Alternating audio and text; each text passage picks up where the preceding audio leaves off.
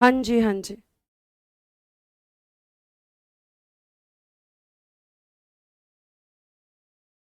नमस्कार दोस्तों, मैं पारुल चौहान आप सभी का स्वागत करती हूँ आपके अपने परिवार रोजगार विद अंकित में। कैसे हैं आप सभी? उम्मीद कर रही हूँ सभी लोग अच्छे होंगे, अच्छे से अपनी पढ़ाई कर रहे होंगे और आपका रिवीजन भी अच्छा चल रहा होगा। आप सभी प्यारे प्यारे बच्चों एक बार लाइव आ जाएंगे ताकि हम सेशन को स्टार्ट कर सकें और स्टार्ट कर सकें आज की क्लास। जैसा कि आप जानते हैं, कल मैंने आपको प्रस्तावना पढ़ाया था और प्रस्तावना में प्यारे बच्चों मैंने कल की क्लास में आपको बताया था आपके कुछ शब्दों का अर्थ और बेसिक चीजें मैंने आपको बताई थी। तो जल्दी से आप सभी लाइव आ जाएंगे, जल्दी से हरिओम, सचिन, मुस्कान, उसके बाद ईश्वर, पल्लवी, कैलाश, जतिन, सोनू, पंकज, यश, आरिफ, रॉबिन, शैलेश, नचिता, मुकेश, चंचल, सभी को मेरी तरफ से गुड इवनिंग, नमस्ते, राधे राधे, राम राम। प्यारे प्यारे बच्चों, कैसे हैं आप सभी? आई होप आप सभी अच्छे होंगे, अच्छे से अपनी पढ़ाई कर रहे होंगे और आपका रिवीजन भी अच्छा चल रहा होगा। जैसा कि आप जानते हैं प्यारे बच्चे, कल की क्लास में हमने आपकी प्रस्तावना की शुरुआत की थी, जिसमें प्रस्तावना में बेसिक चीजें बताते हुए मैंने आपको बताया था हम भारत के लोग भारत को संपूर्ण प्रभुत्व संपन्न, समाजवादी, पंथ निरपेक्ष, ये चार प्यारे बच्चों मैंने आपको बताए थे। और आज हम एक अगला वर्ड आपका समझेंगे जो है डेमोक्रेसी, जो है प्यारे प्यारे बच्चों लोकतंत्र। ठीक है, तो लोकतंत्र का मतलब क्या होता है, किसे हम लोकतंत्र कहते हैं, ये चीज हम बेटा ध्यान से देखेंगे।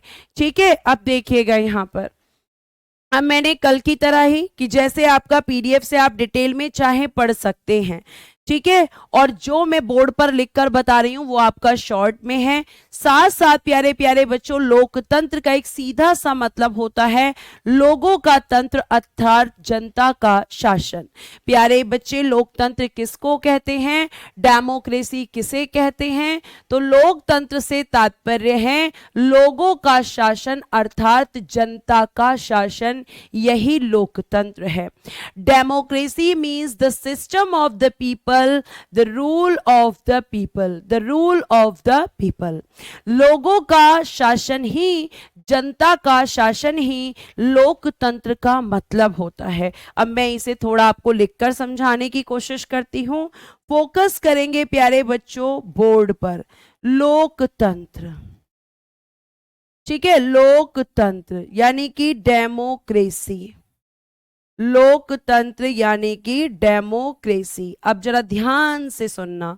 लोक, लोक का मतलब है लोगों से, लोगों का तंत्र यानी कि सिस्टम ऑफ द पीपल, यानी कि system of the people, system of the people, लोगों का तंत्र। ठीक है प्यारे बच्चे, ये आपको ध्यान रखना है। अब लोगों का तंत्र का क्या मतलब है, यहां पे मतलब है प्यारे बच्चों कि जो हमारा भारत देश है, हमारे भारत देश में क्या होता है कि इस भारत के जो लोग हैं, ये लोग क्या बनाते हैं, ये लोग प्यारे बच्चे सरकार बनाते हैं। लोग क्या बनाते हैं, सरकार बनाते हैं। आप कहोगे मैम हम तो नहीं बनाते सरकार, हम तो नहीं है सरकार में। सोशलिस्ट का मतलब कल बता दिया है रोहित कुमार, प्लीज आप जाकर क्लास देखें। ठीक है, मुझे पता था कि मैंने कल कहां तक पढ़ाया है। कल लास्ट वर्ड मैंने आपको पंथ निरपेक्ष पढ़ाया था और कहा था कि कल की क्लास लोकतंत्र से शुरू होगी। प्रशांत, आपकी तरफ से प्रॉब्लम है, यहां से कोई प्रॉब्लम नहीं है। तो लोग सरकार बनाते हैं। अब सरकार कैसे बनती है, तो मैंने आपको बताया कि भारत में अगर हम बात करते हैं आपकी सरकार की, तो प्यारे बच्चे जो भारत देश है इसमें अगर आपको केंद्र में सरकार बनानी है, अगर प्यारे बच्चों हमें सेंट्रल गवर्नमेंट बनानी होती है, सेंट्रल गवर्नमेंट, तो किसके इलेक्शन होंगे, जल्दी से बताएं कमेंट बॉक्स में। और अगर राज्य सरकार बनानी है यानी कि स्टेट गवर्नमेंट को फॉर्म करना है, तो किसके इलेक्शन होंगे, जल्दी से बताएंगे। जल्दी से आप मुझे बताएंगे कि सरकार बनाने के लिए क्या किया जाता है भारत में। और आपकी क्लास मंडे से मैं 1.5 घंटे लूंगी। ये ध्यान रखिएगा। आपको इसके लिए मेरा साथ देना होगा। और कल संडे है तो कल 2 घंटे भी हो सकती है। मैं अब जीडी की क्लास प्यारे बच्चे 1.5 घंटे एटलीस्ट लूंगी और आपको इसमें मुझे सपोर्ट करना पड़ेगा, वो जरूरी है ताकि सिलेबस समय से पूरा हो और आपको यहां पर टाइम मिले रिवीजन का।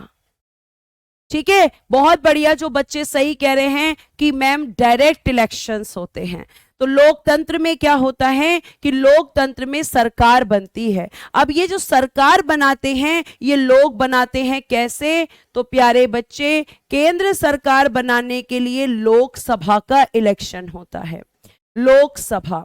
और प्यारे बच्चों, राज्य में सरकार बनाने के लिए विधानसभा का इलेक्शन होता है। इन दोनों का क्या होता है? प्रत्यक्ष निर्वाचन होता है। इन दोनों का प्यारे बच्चे डायरेक्ट इलेक्शन होता है, ये मैंने आपको बताया है। ठीक है, यानी कि जो सरकार बनती है वो कैसे बनती है? तो मैम लोकसभा में हम एमपीस को चुनते हैं, हमारे लोग, और विधानसभा में एमएलएस को चुनते हैं। यानी लोकसभा और विधानसभा के प्रत्यक्ष निर्वाचन के द्वारा हम दोनों जगह पर सरकारों की स्थापना करते हैं, दोनों जगह पर सरकारें बनाते हैं, आपको मैंने बताया था। टाइमिंग सुबह में करवा दूंगी मैं, ठीक है, क्योंकि आप लोगों की रिक्वेस्ट है कि प्लीज मैम सुबह ले लीजिएगा क्लास, तो सुबह में रहेगी। सुबह में कितने बजे ये एग्जैक्ट नहीं बता सकती, अभी मैं शेड्यूलिंग टीम से बात करूंगी और उसके बाद आपकी यहां पर क्लास को शेड्यूल करवाऊंगी। ठीक है, अब देखिएगा यहां पर, तो ये जो आपका प्रत्यक्ष निर्वाचन होता है, या हम अगर इसकी बात करते हैं डायरेक्ट इलेक्शन, तो किसके लिए? सरकार के लिए। अब आप मुझे बताओ कि वोटिंग कौन देता है? तो मैम लोग देते हैं। यानी कि लोग डायरेक्टली सरकार नहीं बनाते बल्कि अपने प्रतिनिधियों के माध्यम से बनाते हैं। 6:15 पर हिंदी शुरू होती है, ठीक है, एक बार देख लिया जाएगा क्लास के टाइम को, मैं एक बार मैनेज करने की कोशिश करती हूं। ठीक है, अगर हिंदी की क्लास क्लैश कर रही है तो क्लास का टाइम चेंज कर लेंगे, लेकिन 1.5 घंटे क्लास लेना पड़ेगा। अब आप मेरी बात सुनिए, मैं आपकी सारी चीजों को देखते हुए ही आपका टाइम करूंगी। ठीक है, अब ध्यान से सुन लो मेरी बात। अगर नहीं सुनोगे, कमेंट करते रहोगे तो फिर समझ में नहीं आएगा, फिर कमेंट करोगे कि मैम समझ में नहीं आ रहा। ठीक है, फिर आप कहोगे समझ में नहीं आ रहा। चलो अब ध्यान से सुनो, 10 बजे ठीक है, 10 बजे कोशिश करूंगी आपकी क्लास लेने की, अगर कोई टाइमिंग क्लैश नहीं हुई तो। ठीक है, अब ध्यान से सुनना।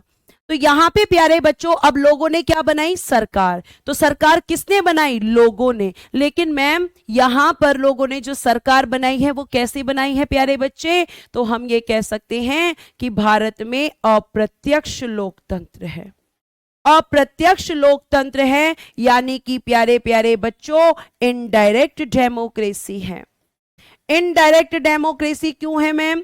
इनडायरेक्ट डेमोक्रेसी क्यों कह रही हो आप? क्योंकि बेटा लोग खुद शासन नहीं कर रहे, क्योंकि लोग खुद शासन नहीं कर रहे, क्योंकि प्यारे बच्चे भारत में प्रतिनिधियों के माध्यम से शासन, भारत में प्रतिनिधियों के माध्यम से शासन, प्रतिनिधियों के माध्यम से शासन। अब ये प्रतिनिधि कौन होते हैं मैम? तो बेटा एमपी और एमएलए होते हैं। भारत में अब प्रतिनिधियों यानी कि रिप्रेजेंटेटिव्स, ये आपके रिप्रेजेंटेटिव्स हैं बेटा। और कौन होते हैं रिप्रेजेंटेटिव्स? लिख दीजिएगा एमपीज और एमएलएस। यानी कि जनता क्या करती है? ध्यान से सुनो दोबारा, जनता क्या करती है प्यारे बच्चे? जनता जो है अपने एमपी एमएलए को वोटिंग के थ्रू ये पावर देती है, ये शक्ति देती है कि आप हमारी तरफ से जाओ और हम आपको शक्ति देते हैं वोट देकर, और आप हमारी तरफ से सरकार बनाओ। यानी हम किसके माध्यम से शासन करते हैं? एमपीज और एमएलए के माध्यम से। मतलब लोकतंत्र, लोगों का तंत्र, लेकिन लोग खुद शासन नहीं करते। लोग किसके माध्यम से शासन करते हैं मैम? एमपी और एमएलए। यानी लोग सरकार को बना भी सकते हैं और लोग सरकार को गिरा भी सकते हैं। सरकार को बनाना या न बनाना लोगों के हाथ में होता है, और इसका सीधा सा मतलब है लोकतंत्र, मतलब लोगों का तंत्र, क्योंकि लोगों ने सरकार बनाई वोट देकर। बात समझ में आ गई? और किसके थ्रू शासन करते हैं लोग? तो आप कहोगे एमपीज और एमएलए के थ्रू करते हैं। तो जल्दी से अब मुझे थम्स अप करके बताएं कि क्या इतनी बात समझ आई? इसको कहते हैं लोकतंत्र। और लोगों ने प्यारे बच्चे बहुत अच्छी बात कही है, और वो बात क्या कही है? एक व्यक्ति आपके अब्राहम लिंकन अमेरिका के राष्ट्रपति हैं। देखो इन्होंने क्या कहा। अब्राहम लिंकन ने लोकतंत्र को कैसे समझाया? अब्राहम लिंकन कौन थे? ये आपके अमेरिका में राष्ट्रपति हुआ करते थे। इन्होंने कहा लोगों का शासन, बहुत फेमस स्टेटमेंट है, लोगों का शासन लोगों के लिए इंग्लिश में भी लिखूंगी, लोगों द्वारा। बहुत पूछा जाता है ये स्टेटमेंट, एसएससी कई बार पूछ चुकी है कि किसने दिया है, और आपकी वर्कशीट मिल जाएगी आपको प्रैक्टिस के लिए। और जिन लोगों का भ्रम है कि यहां से क्वेश्चन नहीं आता, उनका भ्रम टूट जाएगा कि क्वेश्चन वहीं से आते हैं जो मैम कंटेंट दे रही हैं। ठीक है, अब इसका इंग्लिश में लिखिएगा, rule of the people, rule of the people, for the people, for the people, और बेटा by the people, for the people, by the people. अगर फोकस नहीं रखोगे क्लास में तो बेटा समझना बहुत मुश्किल है। किसी भी विषय को समझने के लिए आपको पूरा फोकस क्लास में रखना चाहिए। जी हां, लोकतंत्र मतलब जनता का शासन। लेकिन आपके भारत में जनता कैसे शासन करती है कोई पूछे तो कहना एमपी एमएलए के माध्यम से। हम एमपी एमएलए को चुनते हैं, सरकार बनाते हैं, हम उन्हें शक्ति देते हैं। ठीक है, शाबाश बच्चों रिस्पांस देने के लिए। अब हमने क्या क्या पढ़ लिया? हम भारत के लोग भारत को संपूर्ण प्रभुत्व संपन्न, समाजवादी, पंथ निरपेक्ष, लोकतांत्रिक, अगला वर्ड है गणराज्य। ये गणराज्य क्या होता है मैम? पूनम जी कह रही है मैम पॉलिटिक कभी समझ नहीं आती, लेकिन अभी बहुत अच्छे से समझ आ रही है। धन्यवाद पूनम जी, बहुत बढ़िया प्यारे बच्चों। अब आपका अगला वर्ड है गणतंत्र। बहुत आसान है इसको समझना। देखो पहले पढ़ लो क्या लिखा है। गणतंत्र का मतलब है प्यारे प्यारे बच्चों, भारत एक गणराज्य है। इससे तात्पर्य है कि भारत का राष्ट्राध्यक्ष यानी कि हेड ऑफ स्टेट कैसा होता है? निर्वाचित होगा, ना कि वंशानुगत, मतलब कि नॉट हेरिडेटरी। अब देखो गणराज्य, पहले तो आप मुझे ये बताओ प्यारे बच्चों कि राष्ट्राध्यक्ष कौन है आपके यहां? जल्दी से मुझे सारे बच्चे कमेंट करके बताएंगे कि भारत में राष्ट्राध्यक्ष कौन होता है। कहां पे पूछ रही हूं मैं? हमारे प्यारे से भारत देश में आपका राष्ट्राध्यक्ष, हेड ऑफ स्टेट कौन होता है? जल्दी से मुझे कमेंट बॉक्स में आंसर चाहिए। जिस देश में राष्ट्राध्यक्ष का पद निर्वाचित होता है यानी कि इलेक्शन होता है उसका, उस देश को हम रिपब्लिक कंट्री कहते हैं। उस देश को हम प्यारे प्यारे से बच्चों गणराज्य कहते हैं। तो बताओ जल्दी से आपके हेड ऑफ स्टेट कौन है? शाबाश, बहुत बढ़िया। जिन बच्चों ने कहा द्रौपदी मुर्मू, जिन बच्चों ने कहा कि मैम हमारी प्रेसिडेंट या हमारे प्रेसिडेंट होते हैं, तो क्या लिखेंगे हम आंसर में? प्रेसिडेंट होते हैं। और प्यारे प्यारे बच्चों राष्ट्रपति होते हैं। तो ध्यान रखना कि जिन देशों में, लिख दो, मैं साधारण शब्दों में लिख देती हूं, जिन देशों में राष्ट्राध्यक्ष, जिन देशों में राष्ट्राध्यक्ष का निर्वाचन होता है, निर्वाचन यानी कि इलेक्शन, इलेक्शन वह देश यानी कि कंट्री गणराज्य देश होता है। गणराज्य यानी कि रिपब्लिक। गणराज्य यानी कि रिपब्लिक देश होता है। तो आपका जो प्यारा सा भारत और हमारा जो प्यारा सा भारत देश है, यहां पे प्यारे बच्चों राष्ट्रपति का निर्वाचन होता है। ठीक है, यहां पर प्रेसिडेंट का इलेक्शन होता है। और प्यारे बच्चों कितने साल में होता है? प्रत्येक 5 वर्ष पर, एवरी 5 ईयर्स, प्रत्येक 5 वर्ष, एवरी 5 ईयर। और प्यारे बच्चे इसीलिए हम कह सकते हैं कि हमारा भारत देश एक गणतंत्र देश है। ठीक है, यह आपको ध्यान रखना है। उसके बाद प्यारे प्यारे बच्चों, अगर हम बात करें तो क्या आप मुझे बताएंगे कि जैसे हेरिडेटरी, वंशानुगत कहां पर है? तो जो हेरिडेटरी का एग्जाम्पल है प्यारे बच्चे, उसे हम कहेंगे ब्रिटेन।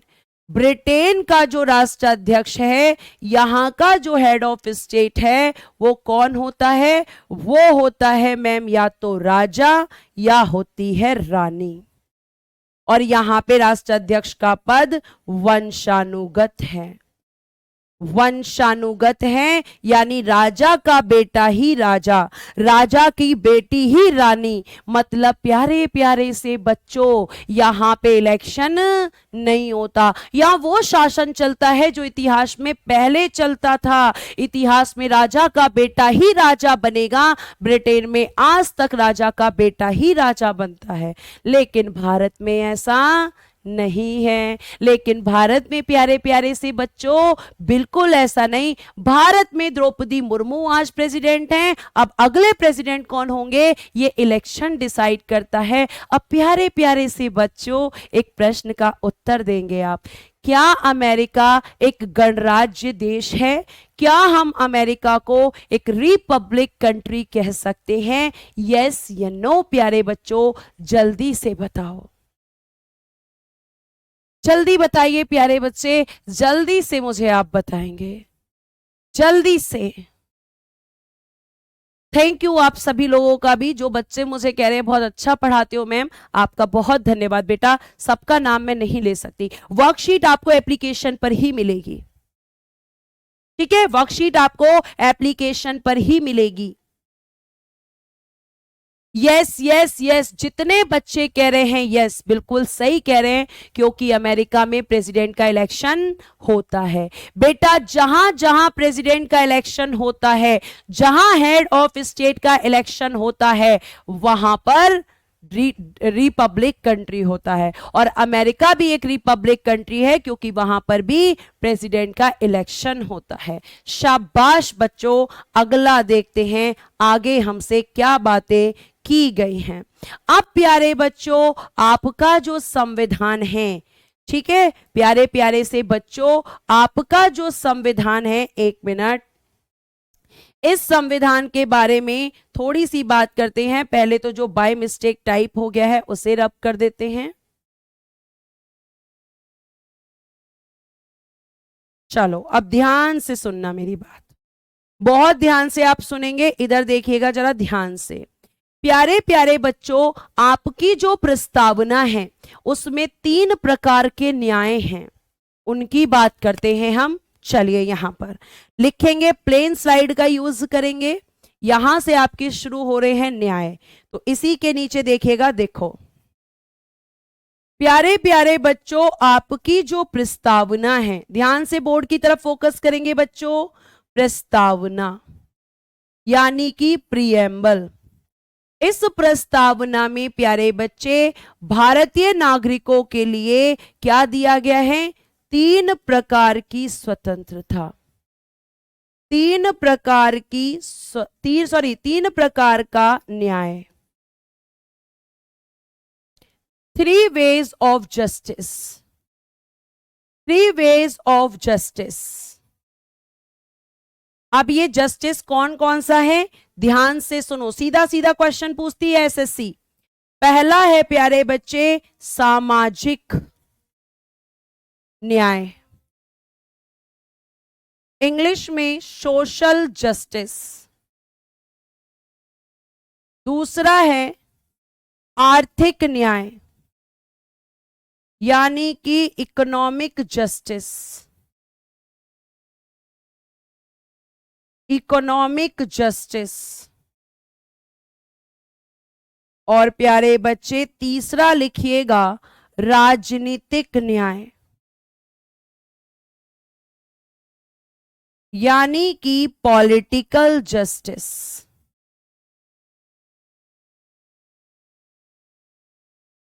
पॉलिटिकल जस्टिस, सामाजिक, आर्थिक और राजनीतिक न्याय, ये तीन तरह के न्याय आपके संविधान में हैं और आप मुझे ये बताएंगे ये तीनों न्याय हमने किस देश के संविधान से लिए हैं।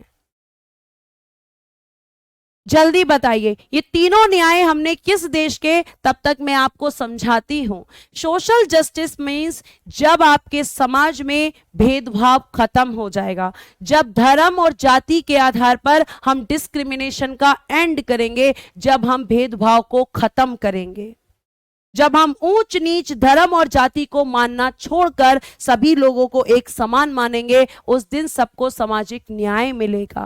बहुत बढ़िया सचिन, आपने बिल्कुल सही आंसर किया है, शाबाश बेटा। उसके बाद बबलू जी बिल्कुल सही है। मैंने बोला था ना कहां से लिए गए हैं, तो आप कहेंगे रूस कह लो, या फिर आप रशिया कह लो, या फिर आप यूएसएसआर भी कह सकते हो, क्योंकि सोवियत संघ टूटा है उसके बाद यहां पे, पहले इसको यूएसएसआर ही कहते थे।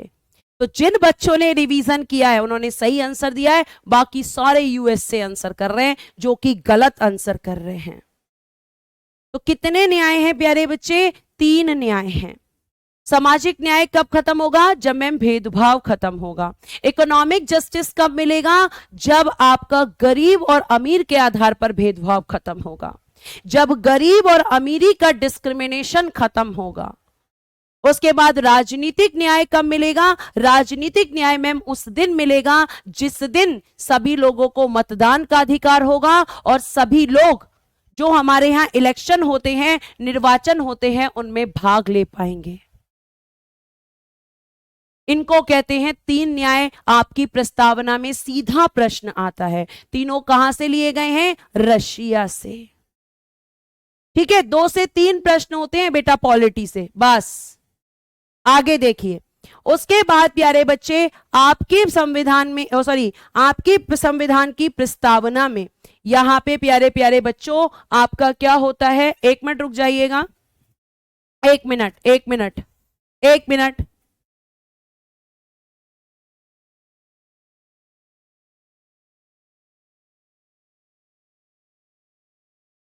ठीक है, तो स्वतंत्रता।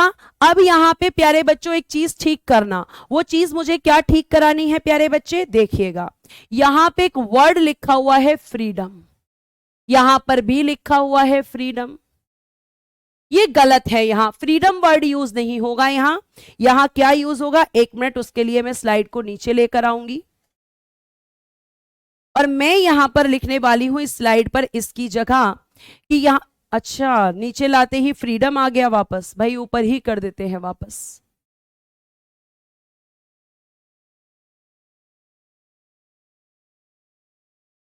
चलिए कोई बात नहीं, मैं हाथ से लिख दूंगी। ठीक है, ये फ्रीडम नहीं होगा प्यारे बच्चे। देखिएगा यहां पे क्या वर्ड यूज करोगे आप स्वतंत्रता के लिए, आप यूज करोगे लिबर्टी। क्या यूज करोगे, लिबर्टी। यहां पर भी क्या लिखना है, लिबर्टी। देखो हिंदी मीडियम वाले बच्चों को स्पेशली फोकस करना है यहां पर। बेटा फ्रीडम आपकी कितनी है, ध्यान से मैं एक तरफ ब्रैकेट में लिख रही हूं इन दोनों शब्दों को। हिंदी मीडियम वाले स्पेशली ध्यान देंगे प्यारे बच्चे। देखो अगर मैं लिबर्टी कहूं, लिबर्टी, तो इसकी भी हिंदी होती है स्वतंत्रता, लेकिन प्यारे बच्चे ये होती है 5 प्रकार की। और अगर मैं कहूं फ्रीडम तो इसका भी मतलब होता है स्वतंत्रता। लेकिन प्यारे प्यारे से बच्चों, ये है आपकी 6 प्रकार की। तो इंग्लिश मीडियम वाला बच्चा यहां पे समझ जाएगा, अगर लिबर्टी लिखा होगा तो 5 और फ्रीडम लिखा होगा तो 6। इसको ध्यान रखना। अब ये आपकी कितनी लिबर्टी हैं? तो मैम पहली विचार, मैं लिखती जाती हूं विचार, थॉट, एक्सप्रेशन, एक्स पहले हिंदी, अभिव्यक्ति, एक्सप्रेशन, विचार, अभिव्यक्ति, फिर प्यारे बच्चे विश्वास, बिलीफ,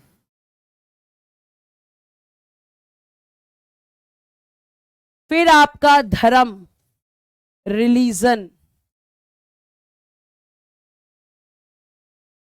और फिर आपका उपासना यानी कि वर्शिप। ये 5 प्यारे बच्चे आपकी क्या है? लिबर्टी। और मैम स्वतंत्रता कहां पढ़ाओगे? फंडामेंटल राइट्स में।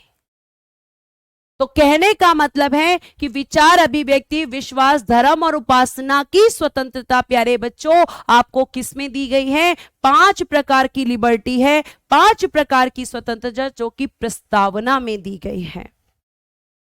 पहले में आपके माइंड में कोई भी थॉट आ सकता है, आप बिल्कुल फ्री हो, और बिल्कुल हमारे माइंड में कोई भी थॉट आ सकता है, हम कंट्रोल नहीं कर सकते।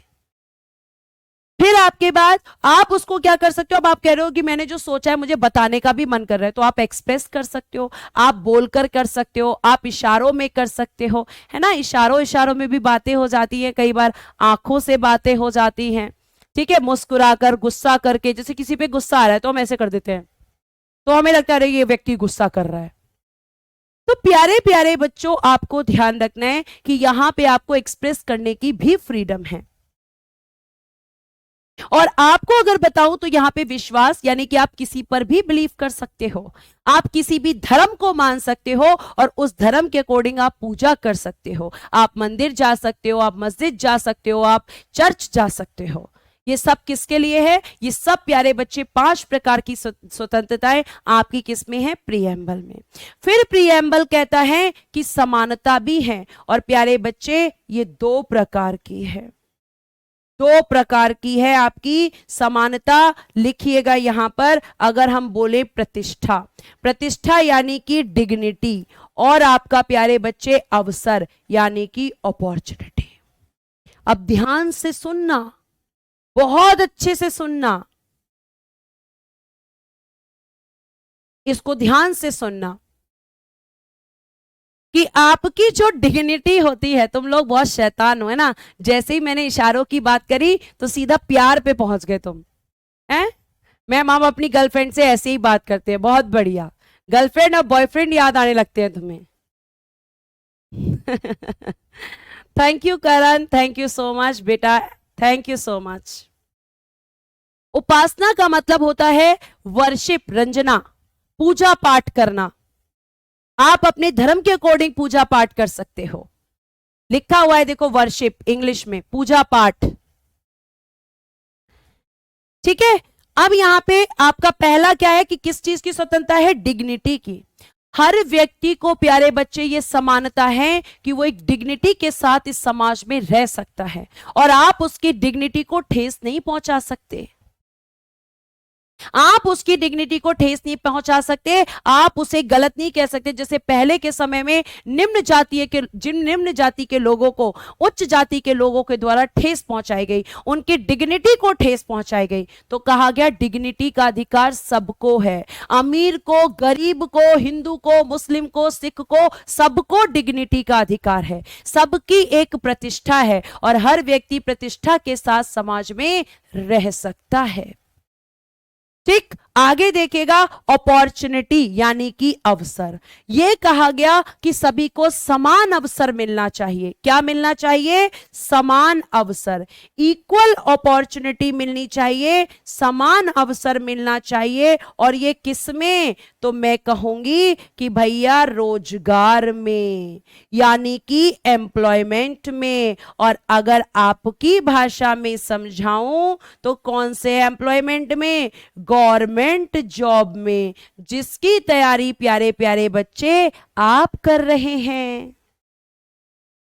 ठीक है, जिसकी तैयारी प्यारे प्यारे बच्चों आप कर रहे हो उसको हम क्या कहते हैं, गवर्नमेंट जॉब। और उसमें सबको इक्वल अपॉर्चुनिटी है। अगर आपके पास योग्यता है तो आप अपनी योग्यता के अनुसार आप कोई भी गवर्नमेंट जॉब के फॉर्म को फिल कर सकते हो। वहां ये नहीं लिखा रहता है कि आप हिंदू हो तो ही भर सकते हो, या ये नहीं लिखा रहता कि आप मुस्लिम हो तो आप लिख सकते हो।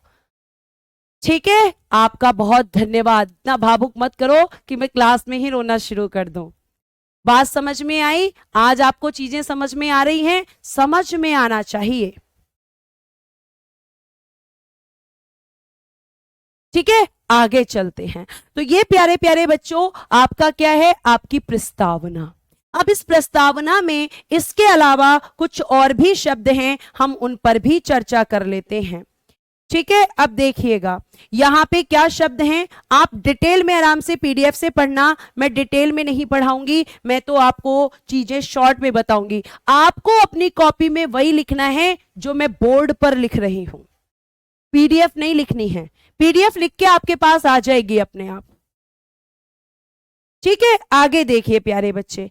आगे फिर अगर हम बात करेंगे तो आपकी प्रस्तावना में कहा गया है कि हमारे जो भारत के लोग हैं उन सबके बीच में एकता होनी चाहिए। एकता यानी कि यूनिटी।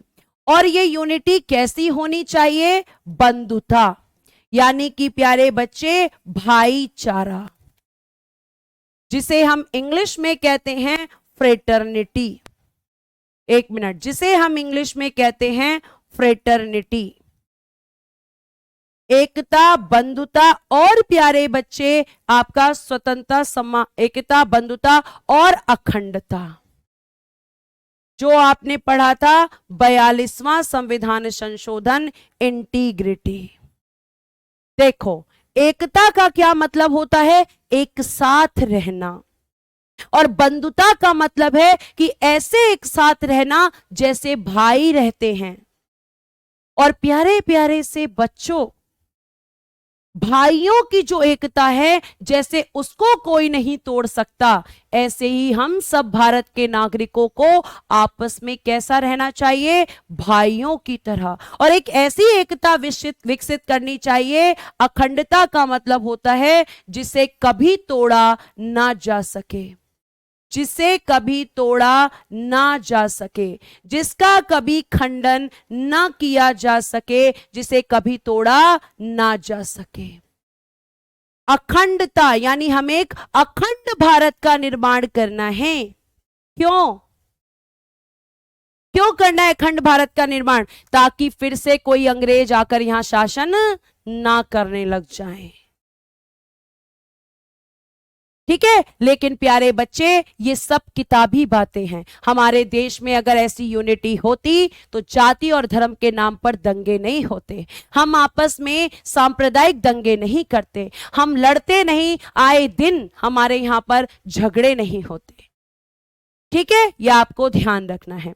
उसके बाद प्यारे बच्चे एक लास्ट क्वेश्चन जो प्रस्तावना से पूछा जाता है, स्वतंत्रता यानी कि लिबर्टी।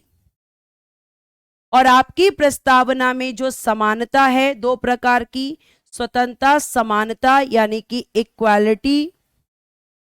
और प्यारे बच्चों जो हमने अभी पढ़ा बंधुत्व, जो हमने अभी पढ़ा बंधुत्व यानी कि फ्रेटर्निटी, बंधुत्व यानी कि फ्रेटर्निटी। ये आपके शब्द कहां से लिए गए हैं, ये शब्द फ्रांस से लिए गए हैं, ये शब्द फ्रांस की क्रांति से लिए गए हैं, फ्रांस की क्रांति से लिए गए हैं। तो टेकन फ्रॉम फ्रेंच रिवॉल्यूशन, लिखिएगा, taken from French revolution, French revolution. ये थी आपकी प्रस्तावना और उससे आने वाले प्रश्न।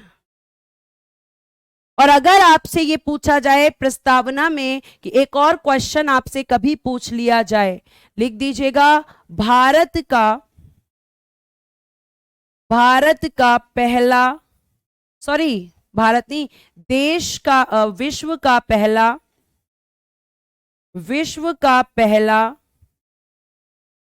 पंथ निरपेक्ष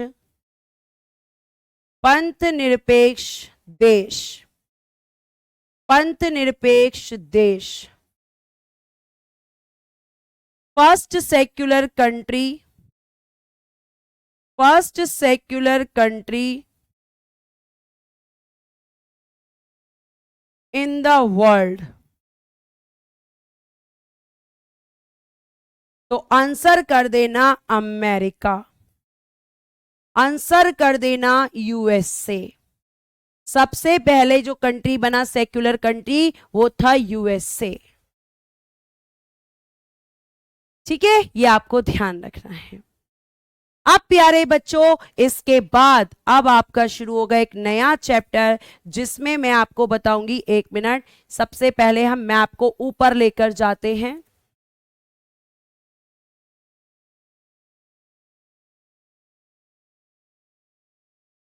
ये रहा आपका हमारा प्यारा सा भारत देश। प्यारे प्यारे बच्चों, बहुत सारे ऐसे बच्चे होंगे जो कभी इंडिया का मैप जो है ढंग से देखे ही नहीं होंगे। उन्हें ये तो पता ही हमारा भारत देश है, लेकिन उन्हें लोकेशंस नहीं पता। तो आज आपको सबसे पहले जाकर क्या करना है, लोकेशंस देखने हैं। और लोकेशन शासित प्रदेश यानी कि 8 यूनियन टेरिटरीज। अब 8 यूनियन टेरिटरीज आपके कौन कौन से हैं, ऊपर से देखना, सबके नाम बता दूं एक बार, और स्टेट आप जाकर आज से खुद देखेंगे मैप में। सोहित कुमार जी, मैंने कितनी बार बता दिया बेटा कि जो मैं लिख रही हूं हाथ से आपको केवल वही लिखना है, पीडीएफ का मत नोट करो। पीडीएफ की आपके पास हैंड रिटन पीडीएफ आ जाएगी, उसमें सब लिखा होगा। बेटा नहीं पता आज नोटिफिकेशन क्यों नहीं पहुंचा आपके पास, इस बात पे आज इंक्वायरी की जाएगी कि आपके पास नोटिफिकेशन क्यों नहीं गया। आज मैं इंक्वायरी बिठाऊंगी इस चीज को लेकर। बहुत देर से आप ये प्रश्न मुझसे पूछ रहे हैं, बिल्कुल आज इंक्वायरी बिठाई जाएगी। आज मैं बोलूंगी बच्चों के पास नोटिफिकेशन क्यों नहीं गया। ठीक है, अब तो खुश हो तुम लोग, अब पूछ के बताऊंगी मैं तुम्हें। चलो अब यहाँ पे नाम लिखते रहना साथ साथ, क्योंकि बार बार पूछोगे केंद्र शासित प्रदेश कौन से हैं और उनकी लोकेशंस भी मैं आपको बता दूंगी। बेटा इस चैप्टर का नाम क्या है, चैप्टर का नाम समझ लो। सबसे पहले चैप्टर का नाम देखो, ये लिखा है संघ और उसका राज्य क्षेत्र, the union and it's territory. The संघ और उसका राज्य क्षेत्र, the union and it's territory, ये आपका अगला चैप्टर है। और इसमें पूरा भारत देश जो आज हम देखते हैं, ये जो नक्शा आज मैं आपको दिखा रही हूं, ये कैसे बना है इसको बताऊंगी मैं। 1 मिनट में चेक कर लेती हूं, वेट में चेक करा लेती हूं।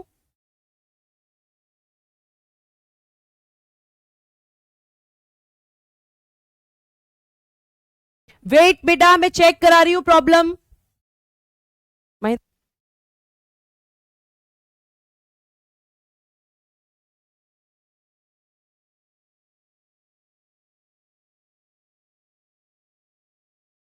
बेटा अभी तो क्लास ठीक चल रही है, बीच में बफरिंग हुई थी ना, अभी ठीक है? ये बताओ अभी ओके है, अभी ओके है या नहीं, ये बताइए जल्दी से।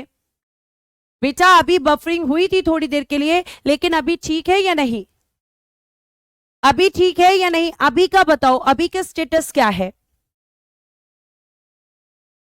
बताइए जल्दी। अब ठीक है ना, अब ठीक है, तो चलो अब पढ़ लो, अब पढ़ लो ध्यान से पढ़ लो। आगे देखो यहां पर मेरी बात, ठीक है? अब ठीक है ना, पढ़ो अब ध्यान से। तो अब आप देखो, सबसे पहले मैं आपको यूटीज की लोकेशन दिखाती हूं।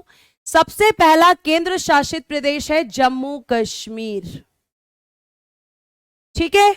उसके भी ऊपर है प्यारे बच्चे लद्दाख। एक आपका लद्दाख, दूसरा आपका जम्मू कश्मीर। सबसे ऊपर लद्दाख, फिर जम्मू कश्मीर, फिर नीचे आओ तो आपका चंडीगढ़। फिर उसके भी नीचे आओगे तो आपको देखने के लिए मिलेगा दिल्ली। कितने हो गए? 4। तो लद्दाख, जम्मू कश्मीर, चंडीगढ़ और दिल्ली। उसके बाद आ जाओ वेस्ट साइड में। देखो कुछ बच्चों को यह भी नहीं पता होता, यह भारत का उत्तर है, यानी कि नॉर्थ इंडिया कहते हैं इसको, नॉर्थ इंडिया। ज्योग्राफी में पढ़ा होगा। ये प्यारे बच्चे नीचे आपका साउथ इंडिया है, साउथ इंडिया यानी कि दक्षिण भारत। ठीक है, दक्षिण भारत है ये आपका, दक्षिण भारत। उसके बाद इधर ये है आपका वेस्ट इंडिया, यहां से शुरू होता है वेस्ट इंडिया। 1 मिनट, आपका जो वेस्ट इंडिया वाला पार्ट है वो यहां से है, यानी कि पश्चिमी भारत, वेस्ट इंडिया, पश्चिमी भारत, वेस्ट इंडिया। और प्यारे बच्चों इधर की तरफ अगर आप जाएंगे तो यहां से एक लाइन पास होती है और ये 2 पार्ट में डिवाइड करती है। ये है आपका जो है ईस्ट इंडिया। जिसको पता था अच्छी बात है, जिसको नहीं पता मैंने आपको बता दिया, पूर्वी भारत। ठीक है, ये अब आप देखेंगे वेस्ट साइड में कौन कौन से आपके केंद्र शासित प्रदेश हैं। नॉर्थ में आपके इधर 4 हो गए, वेस्ट में प्यारे बच्चों एक है आपका दमन एंड द्वीप एंड दादर नागर हवेली। दादर नागर हवेली एंड दमन द्वीप यहां पर है। उसके बाद प्यारे बच्चे इसके थोड़ा सा नीचे आओगे तो आपको दिखेगा लक्षद्वीप, फिर आपको इधर ही दिखेगा पुदुचेरी। ये रहा, कितने हो गए? 4 और 3 7। 8वां कहां पर है? सॉरी, पुदुचेरी इधर, आई एम सॉरी, ये रहा Puducherry, I am really sorry, ये रहा पुदुचेरी। फिर आप इधर आओगे तो यहां दिखेगा अंडमान एंड निकोबार आइलैंड। ये आपके 8 केंद्र शासित प्रदेश हैं, ये 8 केंद्र शासित प्रदेश हैं। और एक चीज ध्यान रखना कि आपके ये 8 के 8 केंद्र शासित प्रदेश मैंने लोकेट कर दिए हैं। और ये आपकी जो यहां से मैंने आपको बताई कि यहां से एक रेखा निकल कर जाती है जो भारत को 2 भागों में विभाजित करती है, इसको हम कहते हैं ट्रॉपिक ऑफ कैंसर या कर्क रेखा। और प्यारे बच्चे ये भारत के 8 राज्यों से गुजरती है, गुजरात, राजस्थान, मध्य प्रदेश, छत्तीसगढ़, झारखंड, वेस्ट बंगाल, त्रिपुरा और मिजोरम। ये मैप आपके पास पहुंच जाएगा पवन कुमार, आप आराम से देखना पीडीएफ में कि मैम ने क्या क्या यहां पे लोकेशंस को टिक किया है। ठीक है, अब इस चैप्टर में आपको मैंने भारत दिखाया। अब ये भारत में कैसे 8 केंद्र शासित प्रदेश बने और कैसे आपके 28 राज्य, ये सब बताऊंगी। लेकिन इसके बारे में अब थोड़ा बेसिक समझ लो इस चैप्टर के बारे में। हम आपको पढ़ा रहे हैं बेटा संघ और उसका राज्य क्षेत्र, संघ और उसका राज्य क्षेत्र। ठीक है, यानी कि the union and it's territory.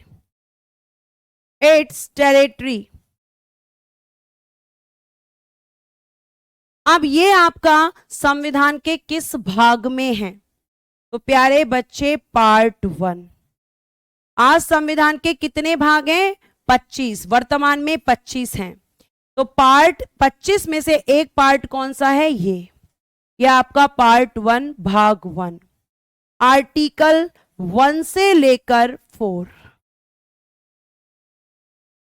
अब आर्टिकल 1 पढ़ेंगे सबसे पहले, और वो आर्टिकल कौन सा होगा? सबसे पहला आर्टिकल होगा, ध्यान से सुनना, आर्टिकल नंबर 1। ये कह रहा है India that is Bharat, India that is Bharat, a union of states, a union of states. English में, हिंदी में लिखो, इंडिया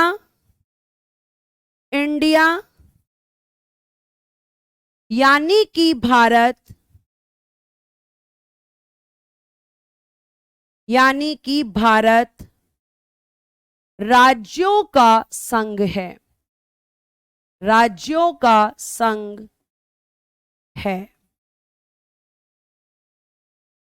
यानी प्यारे बच्चों, जो मैंने आपको बताया कि आपका जो प्यारा भारत देश है, इस भारत देश के अंदर 28 राज्य हैं और 8 केंद्र शासित प्रदेश यानी कि 8 यूनियन टेरिटरीज हैं, और इनसे मिलकर बना है आपका भारत। और प्यारे प्यारे बच्चों, इस भारत में अगर हम बात करते हैं, ठीक है, यहां पे भारत लिखना रह गया हिंदी में, इंडिया यानी कि भारत, इंडिया यानी कि, अच्छा लिख दिया था मैंने,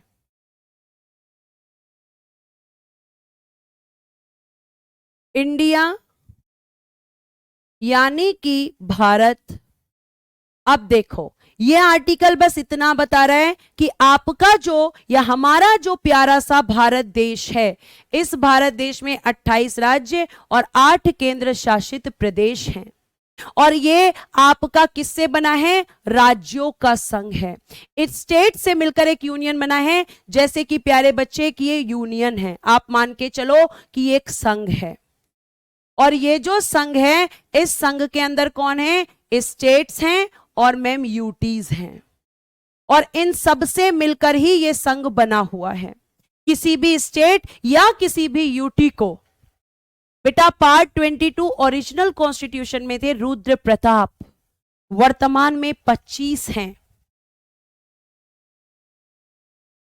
जो आप बोल रहे हो कि वर्तमान में 25 नहीं है 22 हैं, वो गलत बोल रहे हो। पार्ट 22 आपके ओरिजिनल कॉन्स्टिट्यूशन में थे। मैंने संविधान सभा जब पढ़ाई और संविधान का निर्माण जब करवाया है, वहां पर भी लिखवाया है। आर्टिकल का मतलब होता है अनुच्छेद। अतुल तिवारी, अनुच्छेद। आपके पूरे संविधान में कितने अनुच्छेद हैं? कितने हैं टोटल? आपके 395 ओरिजिनल कॉन्स्टिट्यूशन में थे, और अगर आज आप काउंटिंग करने बैठोगे तो काउंटिंग से 465 प्लस, और अगर केवल आर्टिकल पूछोगे तो 448 हैं, 448, लेकिन काउंटिंग के सापेक्ष में तो 465 प्लस हैं।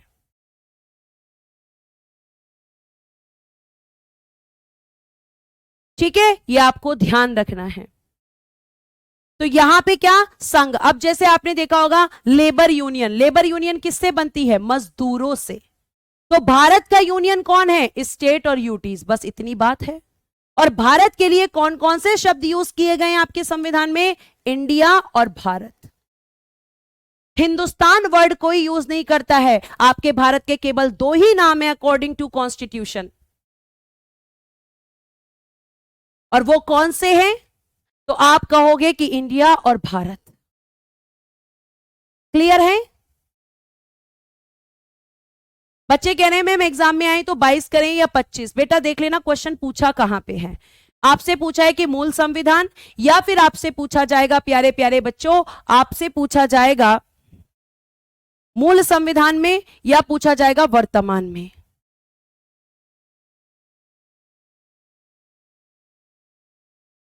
ठीक है, यह आपको पता होना चाहिए। उसके बाद प्यारे बच्चों आपका आर्टिकल 1 हो गया। अब देखो आर्टिकल 2। आर्टिकल 2,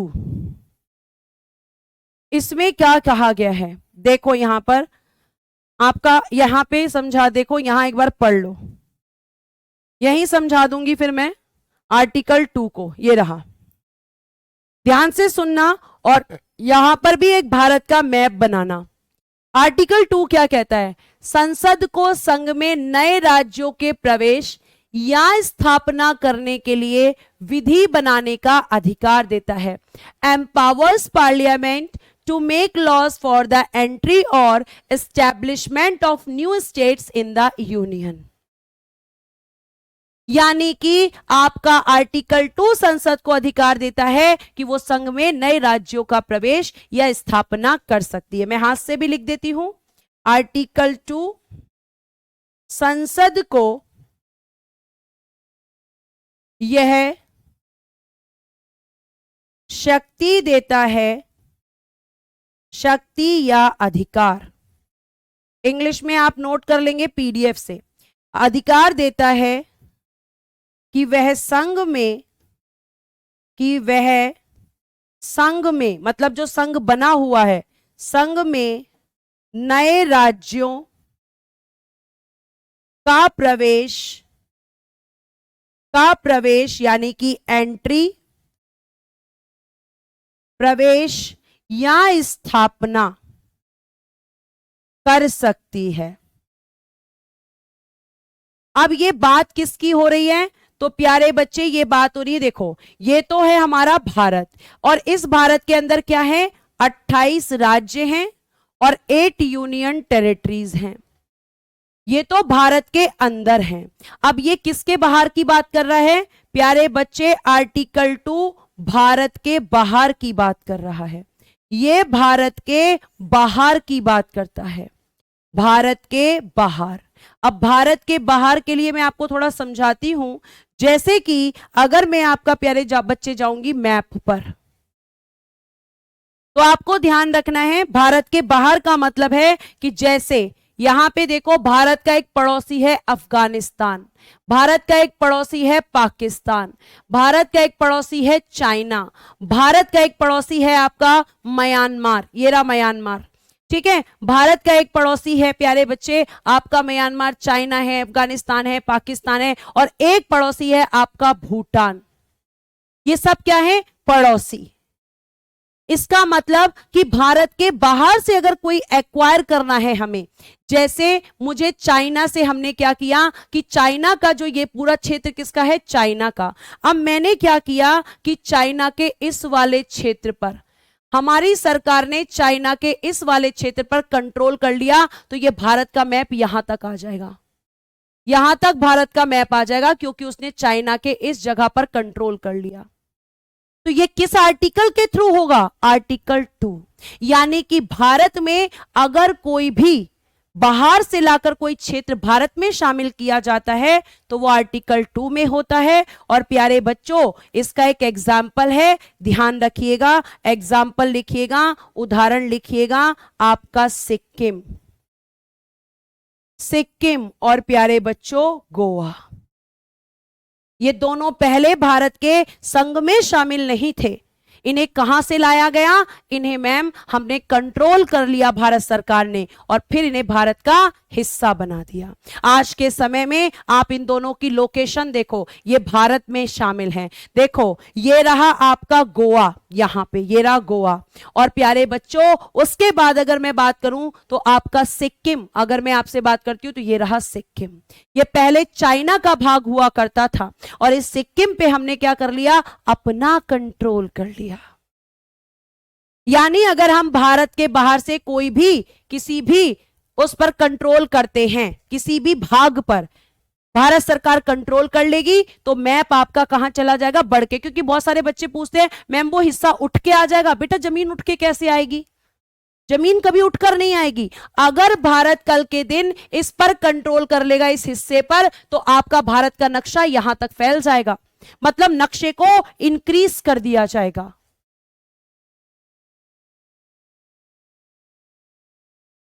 नेपाल भी पड़ोसी है मुस्कान भारती जी, मैंने कब कहा नेपाल नहीं है पड़ोसी? ये रहा नेपाल, भारत का पड़ोसी देश है। तो भारत के बाहर की बात कौन कर रहा है? आर्टिकल 2। और भारत के अंदर की बात कौन कर रहा है? कल पढ़ाएंगे, कल की क्लास में। प्यारे बच्चों एक बार अपना टेलीग्राम चेक कर लेना, टेलीग्राम पे टाइमिंग मेंशन कर दूंगी, और एक बार अपनी शेड्यूल टाइमिंग जरूर चेक कर लेना। अगर आपको क्लास अच्छी लगी हो तो प्यारे प्यारे से बच्चों स्माइली करके जाना, स्माइली चाहिए मुझे, जिससे मुझे पता चले कि आपको क्लास में मजा आया। बोर नहीं होना है, इंटरेस्ट लेना है क्लास के अंदर, ठीक है। तो आज के लिए इतना ही, धन्यवाद आपका, bye bye, take care and good day everyone. जय हिंद, जय भारत।